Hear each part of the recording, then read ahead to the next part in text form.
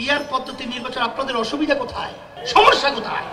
এই যে ওরা গুন্ডামি করবে, ওরা যে ওই কালো টাকার মাধ্যমে গুন্ডা তৈরি করবে এবং সেন্টার দখল করবে এবং সেখানে বিভিন্ন ধরনের গুন্ডামি তাণ্ডব পরিচালনা করবে, দিনের পর রাতে বাক্সে ঢুকাবে, এইটাই অসুবিধা হয়ে গেছে। পিয়ার পদ্ধতির নির্বাচন আপনারা শুনেছেন যে এর মাধ্যমেই বাস্তবতা হলো প্রতিটা ভোটারের ভোটের মূল্যায়ন হবে।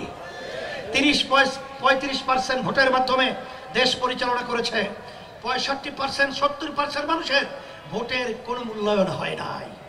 আর এই পদ্ধতির মাধ্যমে এখন বর্তমান নির্বাচন যে পদ্ধতিতে বিগত দিনে চলছিল, এর মাধ্যমে ফ্যাসিস্ট তৈরি হয়, সংবিধান চটি বই হিসেবে ব্যবহার করা হয় এবং অন্যান্য ভোটারদের কোনো মূল্যায়ন থাকে না। এই জন্য আমরা বলেছি পিয়ার পদ্ধতি নির্বাচন আপনাদের অসুবিধা কোথায়? যদি আপনাদের জনসমর্থন থাকে আপনাদেরকে জনগণ ভোট দিবে, সমস্যা কোথায়? আসলে মূল ব্যাপারটা হলো এই যে ওরা গুন্ডামি করবে, ওরা যে ওই কালো টাকার মাধ্যমে গুন্ডা তৈরি করবে এবং সেন্টার দখল করবে এবং সেখানে বিভিন্ন ধরনের গুন্ডামি তাণ্ডব পরিচালনা করবে, দিনের পর রাতে বাক্সে ঢুকাবে, এইটাই অসুবিধা হয়ে গেছে। কিন্তু এখন বাংলাদেশের মানুষ কিন্তু সজাগ, এখন তারা ঘুমন্ত নয়। জুলাই চেতনা বাস্তব দেখেছেন, সেই বাংলাদেশের সবচেয়ে দুনিয়ামুখী যে শিক্ষা প্রতিষ্ঠান রয়েছে ভার্সিটিতে, সেই জুলাই গণ অভ্যুত্থানের তারা আজকে বহির প্রকাশ সিলের মাধ্যমে প্রকাশিত করেছে। এরপর আপনারা ঘুম ভাঙে নাই, আপনারা জেনে রাখেন।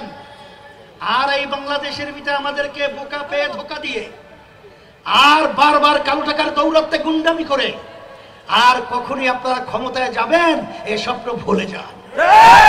এখন আমরা সজাগ করেছি এই দেশ গঠনের লক্ষ্যে, ইসলামের পক্ষে, মানবতার কল্যাণের পক্ষে এবং সংখ্যালঘু যারা রয়েছে তারাও প্রমাণ করেছে।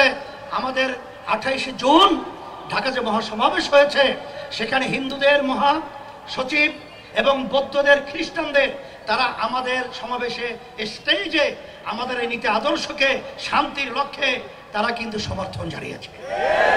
সেই হিসাবে আমি সকল ভোটার আহ্বান জানাবো, আসেন আমরা কিন্তু ঘরে নাকে তোল দিয়ে ঘুমালে হবে না। আমরা প্রতিটা ভাইয়ের কাছে, মা বোনদের কাছে আজকে নীতি আদর্শের দাওয়াতের মাধ্যমে আমাদের দেশ সুন্দর করার লক্ষ্যে আমি আপনাদের আহ্বান করছি।